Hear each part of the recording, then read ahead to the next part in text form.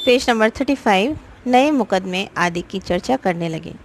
यह वार्तालाप 10 बजे रात तक होती रही। गांव के भद्र पुरुषों को इन बातों में ऐसा आनंद मिलता था कि खाने पीने की सुध ना रहती। तो गांव के आजू बाजू के लोग भी आ जाते थे, बात करते थे श्रीकंठ से। ठीक है, सो खाने का समय भी का पता रहता था। श्रीकंठ सिंह को पिंड छुड़ाना मुश्किल हो जाता था। काफ़ी दिनों बाद गांव में आता था, लोग घेर के बैठ जाते थे। ये 2-3 घंटे आनंदी ने बड़े कष्ट से काटे। किसी तरह भोजन का समय आया, पंचायत उठ गई। एकांत हुआ तो लाल बिहारी ने कहा, भैया आप ज़रा भाभी को समझा दीजिएगा कि मुंह संभाल कर बातचीत किया करें, नहीं तो एक दिन अनर्थ हो जाएगा। सो देवर जी ने अपने भैया को तुरंत शिकायत लगा दी। बेनी माधव सिंह के बेटे और से साक्षी थे। हाँ, बेटियों का यह स्वभाव अच्छा नहीं कि मर्दों के मुंह लगे। बेनी माधव श्रीकंठ और लाल बिहारी के पिता, सो उन्होंने भी अपने बेटे का पक्ष लिया। लाल बिहारी बोला, वे बड़े घर की बेटी है तो हम भी कोई कुर्मी का हार नहीं है। श्रीकंठ ने चिंतित स्वर से पूछा, आखिर बात क्या हुई, है ना। एक बारी भी उसने बोला, ठीक है वो बड़े घर से है लेकिन हम भी कोई मीन्स नीच जाति के नहीं है। तो फिर लेकिन उसने चिंतित स्वर में पूछा कि हुआ क्या।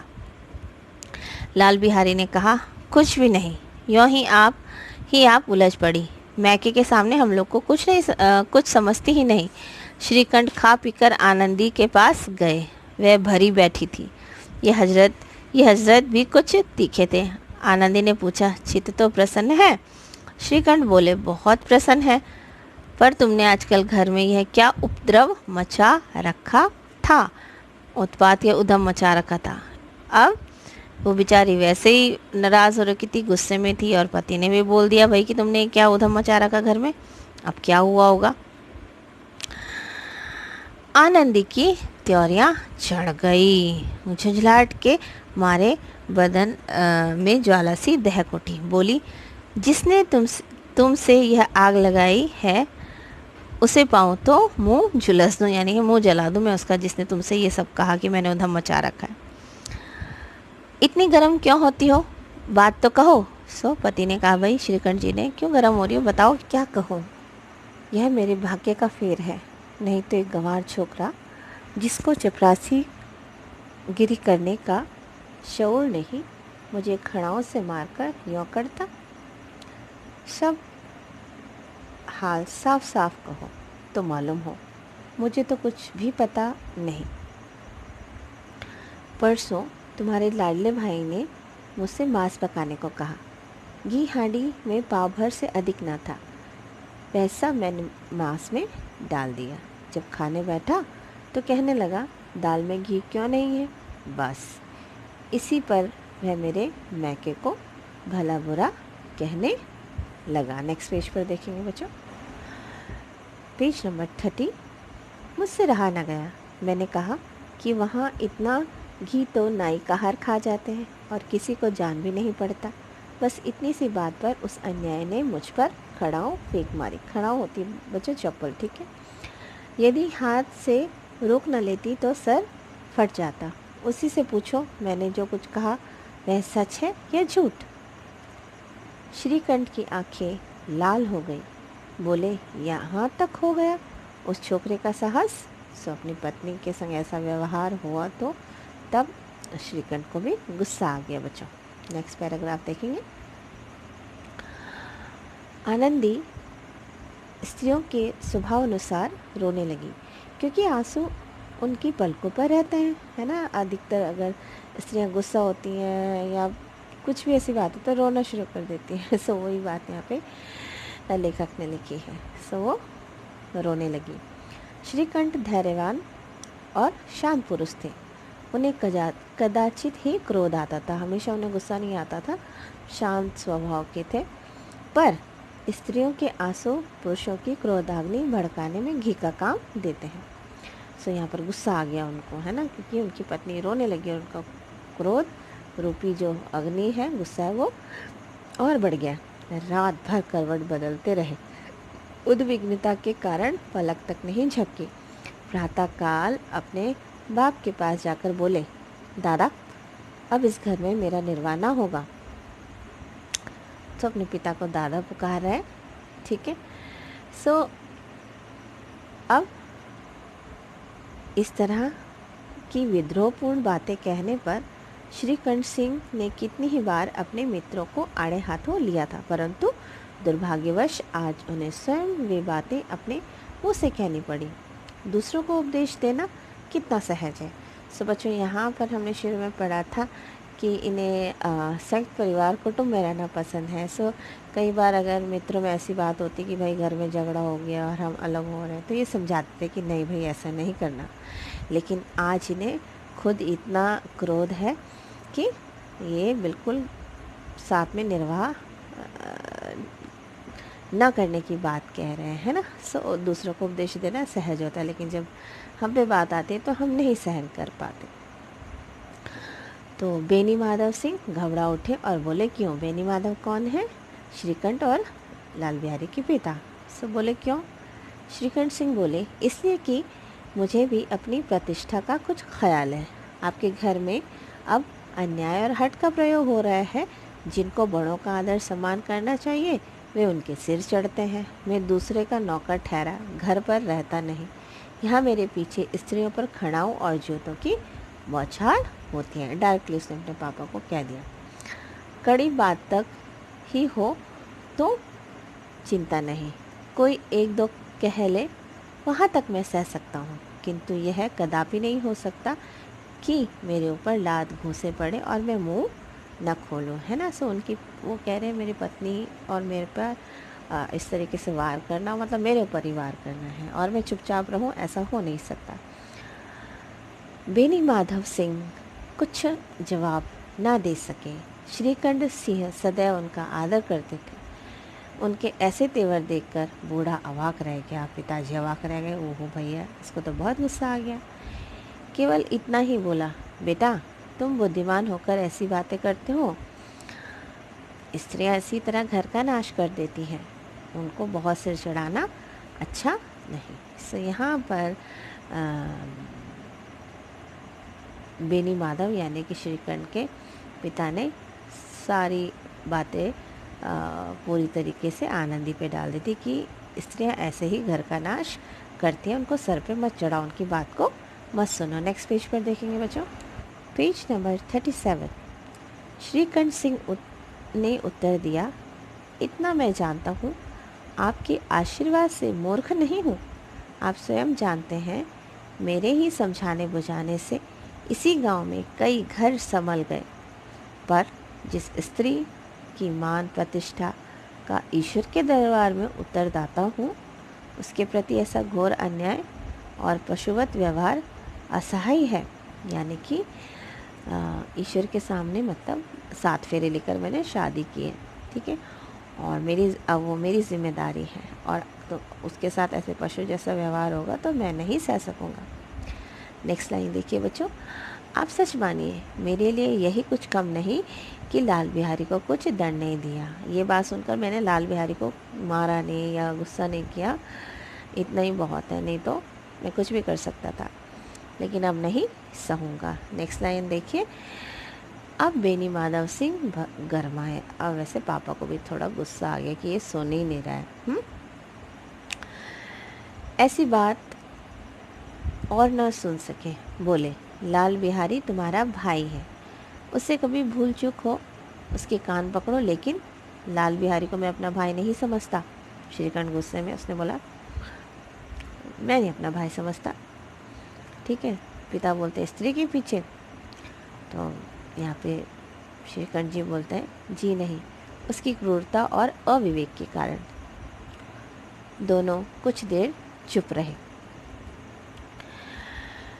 ठाकुर साहब लड़के का क्रोध शांत करना चाहते थे, लेकिन यह नहीं स्वीकार करना चाहते थे कि लाल बिहारी ने कोई अनुचित काम किया है। इसी बीच में गांव के और कई सज्जन हुक्के चिलम के बहाने वहां बैठे। कई स्त्रियों ने जब सुना कि श्रीकंठ सिंह पत्नी के पीछे पिता से लड़ने को तैयार है तो उन्हें बड़ा हर्ष हुआ। वैसे ही वो श्रीकंठ की बातों से नाराज़ रहती थी, क्योंकि वो समझाने वाली बातें करता था, लेकिन आज इनके घर में पिता से झगड़ा हो रहा है तो सारे लोग इकट्ठे होकर खुश हैं, है ना।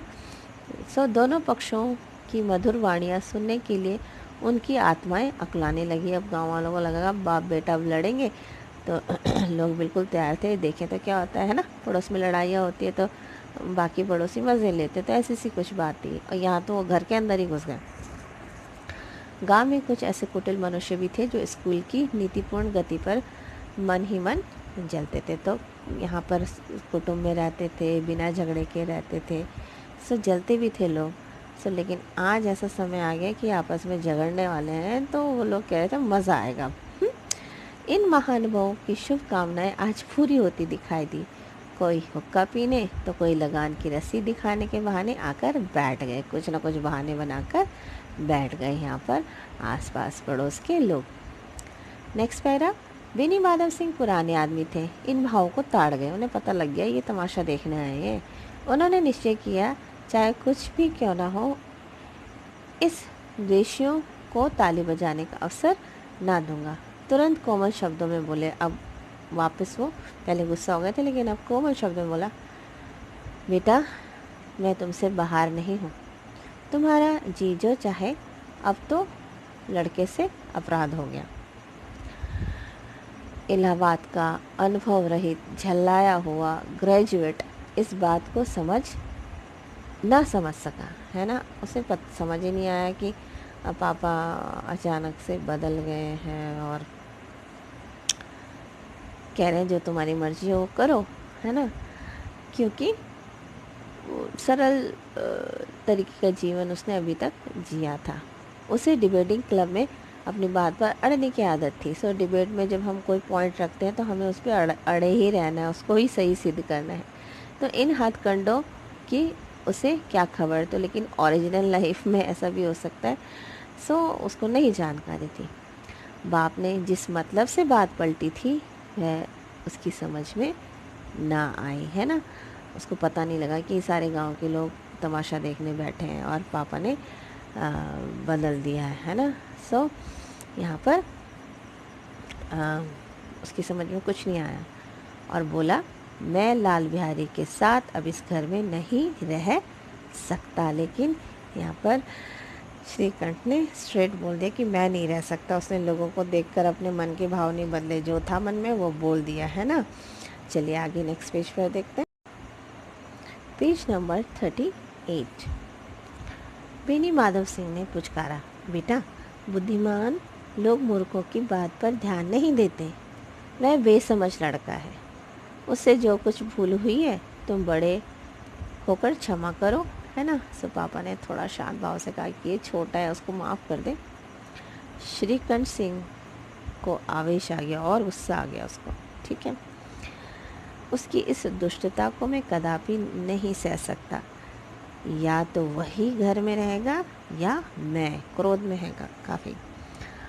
आपको यदि वह अधिक प्यारा है तो मुझे विदा कीजिए, ठीक है। क्या बोला श्रीकंठ ने, ठीक है। सो अगर वो नहीं जाता तो मैं जाता हूँ इस घर से, मैं अपना भार संभाल लूँगा। यदि मुझे रखना चाहते हैं तो उससे कहिए कि जहाँ चाहे चला जाए, बस यही मेरा अंतिम निश्चय है। लाल बिहारी दरवाजे की चौखट पर चुपचाप खड़ा बड़े भाई की बातें सुन रहा था। वह श्रीकंठ के सामने चारपाई पर बैठ जाए, हुक्का पी ले या पान खा ले, नहीं करता था वो कभी भी। क्यों? बाप का भी वह लिहाज न करता था। पापा के सामने सब कुछ करता था, सो बाप का भी वह लिहाज न करता था जितना बड़े भाई का। सो बड़े भाई की ज़्यादा रिस्पेक्ट करता था। श्रीकंठ का भी उस पर हार्दिक स्नेह था। श्रीकंठ भी उसे प्यार करता था, छोटे भाई को। अपने होश में उन्होंने कभी उसे घुड़का तक ना था। जब वह इलाहाबाद से आते तो उसके लिए ना कोई वस्तु अवश्य लाते। मुकद्दर की जोड़ी उन्होंने ही बनवा दी थी। पिछले साल जब उसने अपने से ड्योढ़े जवान को नागपंचमी के दिन दंगल में पछाड़ दिया तो उन्होंने पुलकित होकर अखाड़े में ही जाकर उसे गले से लगा लिया और 5 रुपये के पैसे लौटाए थे। सो उस समय 5 रुपये के पैसे बहुत वैल्यू रखते थे बच्चों, ठीक है। सो यहाँ पर काफ़ी एक दूसरे को प्रेम भी करते थे दोनों भाई, लेकिन इस समय परिस्थिति ऐसी आ गई कि एक दूसरे पर गुस्सा आया हुआ है। ठीक है, नेक्स्ट पैरा देखेंगे बच्चों। ऐसे भाई के मुंह से आज ऐसी हृदय विदारक बात सुनकर लाल बिहारी को बड़ी ग्लानि हुई। वह फूट फूट कर रोने लगा। इसमें संदेह नहीं कि अपने किए पर वह पछता रहा था। भाई के आने के एक दिन पहले से उसकी छाती धड़कती थी कि देखो भैया क्या कहते हैं। अच्छा, उसे पता था मुझसे गलती होगी और डर भी रहा था कि भैया आएंगे क्या कहेंगे, है ना। लेकिन उसने, भाभी कुछ बोलती हो पहले ही उसने अपने भैया को बता दिया। ठीक है, मैं उनके सम्मुख कैसे जाऊंगा, उनसे कैसे बोलूँगा, मेरी आँखों के सामने आँखें उनके सामने कैसे उठेंगी। उसने समझा था कि भैया मुझे बुलाकर समझा देंगे, है ना। फिर क्योंकि कभी डांटा नहीं था, उसको हमेशा प्यार दिखाया था, तो थोड़ा सा विश्वास, आशा भी थी कि भैया मुझे माफ़ कर देंगे, है ना। और लेकिन आज क्या हुआ, इस आशा के विपरीत आज उसने उन्हें कठोरता की मूर्ति बने हुए पाया। आज तो भैया बहुत गुस्से में है। जो उसने सोचा था बिल्कुल नहीं हुआ। वह मूर्ख था, परंतु उसका मन कहता था भैया मेरे साथ अन्याय कर रहे हैं। यदि श्रीकंठ सिंह उसे अकेले में बुलाकर दो चार कड़ी बात कह देते, इतना ही नहीं दो चार तमाचे भी लगा देते, तो कदाचित उसे इतना दुख ना होता, है ना। पर भाई का यह कहना कि अब मैं इसकी सूरत नहीं देखना चाहता, लाल बिहारी से सहा ना गया। सो भैया की ये बात उसको बहुत बुरी लगी कि जो भैया मुझे इतना प्यार करता था और वो मेरी सूरत भी नहीं देखना चाहता। वह रोता हुआ घर आया, कोठरी में जाकर कपड़े पहने, आंखें पोंछी, जिससे कोई यह ना समझे कि वह रो रहा है। इसके उपरांत वह आनंदी के द्वार पर आकर बोला। क्या बोला बच्चों, नेक्स्ट पेज पर देखेंगे, पेज नंबर 39। सो उसने क्या बोला अपनी भाभी को, भाभी भैया ने निश्चय किया है कि मेरे साथ इस घर में ना रहेंगे। अब वे मेरा मुंह भी नहीं देखना चाहते, इसलिए मैं जाता हूँ। उन्हें फिर मुँह न दिखाऊंगा। मुझसे जो कुछ अपराध हुआ उसे क्षमा करना। यह कहते कहते लाल बिहारी का गला भर आया, है ना। नेक्स्ट पैराग्राफ देखेंगे बच्चों। जिस समय लाल बिहारी सिर झुकाए आनंदी के द्वार पर खड़ा था, उसी समय श्रीकंठ से भी आंखें लाल किए बाहर आए कमरे से। ठीक है, भाई ने देखा तो घृणा से आंखें फेर ली और कतरा कर निकल गए, मानो उसकी परछाई से दूर भागना चाहते हो। सो इतने गुस्से में थे श्रीकंठ। नेक्स्ट पैरा देखेंगे। आनंदी ने लाल बिहारी की शिकायत की थी, लेकिन अब मन में पछता रही थी। अब आनंदी को बुरा लग रहा है कि यार ये क्या मेरी वजह से झगड़ा सा हो गया। सो उसको आवाज़ ग्लानि हो रही थी, पछता रही थी। वह स्वभाव से दयालु थी, उसे इसका तनिक भी ध्यान न था कि बात इतनी बढ़ जाएगी। वह मन में अपने पति पर झुंझला रही थी कि ये इतने गर्म क्यों होते हैं। जब उसने लाल बिहारी को दरवाजे पर खड़े यह कहते सुना कि अब मैं जाता हूँ, मुझसे जो कुछ हुआ क्षमा करना, तो उसका रहा सहा क्रोध भी पानी हो गया, है ना। वो दयालु थी, पिघल गई जल्दी आनंदी जब देवर ने क्षमा मांगी। वह रोने लगी। मन का मैल धोने के लिए नयन जल से उपयुक्त और कोई वस्तु नहीं। सो जब उसने क्षमा मांगी तो आनंदी रोने लगी। ठीक है, नेक्स्ट लाइन्स। श्रीकंठ को देखकर आनंदी ने कहा, लाल बाहर खड़े बहुत रो रहे हैं। ठीक है, आनंदी ने श्रीकंठ से कहा। श्रीकंठ बोले, तो मैं क्या करूं? भीतर बुला लो, मेरी जीभ में आग लगे, मैंने कहाँ से झगड़ा उठाया। अब ये सारी बात आनंदी ने अपने सर पे ले ले कि मेरी जीभ में आग लगे, मैंने इतना ये झगड़ा कहाँ से मोल लिया। श्रीकंठ बोले, मैं नहीं बुलाऊंगा। सो आनंदी बोली, पछताओगे, उन्हें बहुत ग्लानि हो गई है, ऐसा ना हो कि वह चल दे। सो उन्हें आनंदी ने बोला कि उन्हें महसूस हो गया कि उनसे गलती हो गई है, उन्हें बहुत ग्लानि हो रही है। ठीक है, सो रोक लो उनको, कहीं वो सच्ची में ना चला जाए। श्रीकंठ सिंह ना उठे। इतने में लाल बिहारी ने फिर कहा, भाभी भैया से मेरा प्रणाम कह दो। वे मेरा मुंह नहीं देखना चाहते, इसलिए मैं अपना मुंह उन्हें ना दिखाऊंगा। सो यहाँ पे लाल बिहारी बिल्कुल चलने को तैयार है। लाल बिहारी इतना कह लौट पड़ा और शीघ्रता से दरवाजे की ओर बढ़ा। अंत में आनंदी कमरे से निकली और उसका हाथ पकड़ लिया। लाल बिहारी ने पीछे मुड़कर देखा और आंखों में आंसू भरकर बोला, मुझे जाने दो। किसको बोला? आनंदी को। आनंदी ने उसका हाथ पकड़ लिया, उसे रोक लिया। सो क्या बोला लाल बिहारी ने कि भाभी मुझे जाने दो। सो आनंदी बोली, कहाँ जा रहे हो? ओके, सो नेक्स्ट पेज पर देखेंगे बच्चों। जहाँ कोई मेरा मुंह न देखे, मैं तुम लोगों के साथ रहने योग्य नहीं हूँ। तुम्हें मेरी सौगंध, अब एक पग भी आगे न बढ़ना, ठीक है? जब तक मुझे यह न मालूम हो जाए कि भैया का मन मेरी तरफ से साफ हो गया, तब तक मैं इस घर में कदापि ना रहूँगा। सो बिल्कुल जाने को तैयार है यहाँ पे लाल बिहारी। अब ये बातें हुई देवर और भावज में। सो यहाँ पे श्रीकंठ सुन रहे हैं सारी बातें। क्या हुआ अब? श्रीकंठ सिंह का हृदय भी पिघला। अपने भाई की बातें सुनकर उसका दिल पिघल गया। उन्होंने बाहर आकर लाल बिहारी को गले से लगा लिया। दोनों भाई खूब फुट फुट कर रोए। लाल बिहारी ने सिसकते हुए कहा, अब कभी मत कहिएगा कि मैं तुम्हारा मुँह ना देखूंगा। इसके सिवा आप जो दंड देंगे मैं सहर्ष स्वीकार कर लूँगा, है ना? क्या बोला भैया कि तुम कैसा भी दंड देना, लेकिन ऐसा मत बोलना कि मैं मुंह नहीं देखूंगा, मीन्स घर छोड़ के चला जाऊंगा।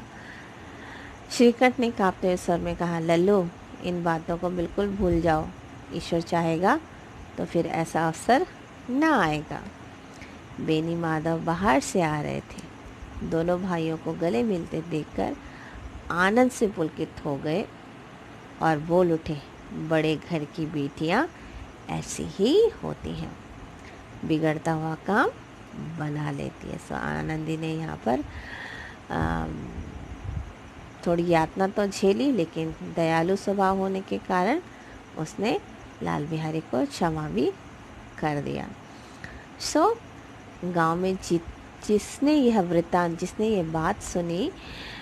वृतांत सुना, उसी ने इन शब्दों में आनंदी की उदारता को सराहा और क्या कहा कि बड़े घर की बेटियां ऐसी ही होती हैं। बड़े घर की बेटियों से मतलब धन में बड़े या पैसों में बड़े नहीं बच्चों, लेकिन गुणों में बड़े, ठीक है? सो यहाँ पर सच में धनवान होते हुए भी आनंदी ने इस परिवार को सहर्ष स्वीकार किया। और यहाँ पर बात बिगड़ सकती थी, लेकिन उसने पूरी बात को संभाल लिया, देवर को नहीं जाने दिया, है ना? सो ये हमारे उपन्यास के सम्राट प्रेमचंद जी द्वारा लिखित ये कहानी है, जो समाज की एक यथार्थ समस्या को उजागर करती है कि जो हमारे संयुक्त परिवार होते हैं उनमें कहीं ना कहीं कुछ ना कुछ परिवार के सदस्यों के बीच खटपट होती रहती है।